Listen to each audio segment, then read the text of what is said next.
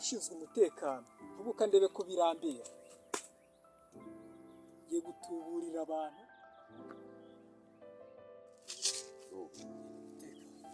umutekano umeze nyine biki ushinzwe iki kigena umutekano ni wowe ushinzwe iki zo kurengera abantu no gucunga ibisambo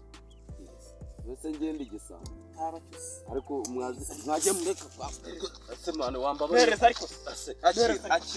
akira mwabisambo sanzwe umunsi nasitse uriyamba mwishe ariko ariko mwajye mubabarira abantu abyo bababarira se nitwe tushinzwe ko mwiba ubwo ni ngewe igisambo ariko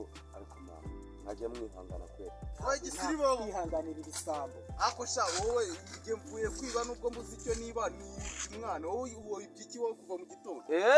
uri n'igisambo wamugingaho uri n'igisambo nawe zano va hano shira uwo mwana hasuze hano kiravuga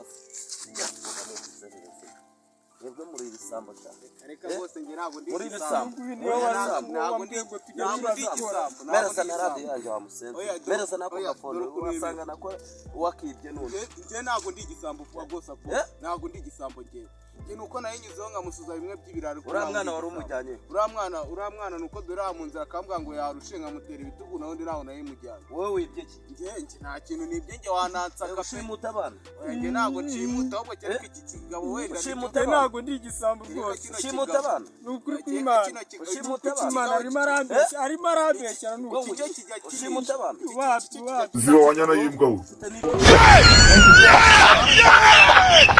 God have mercy upon us.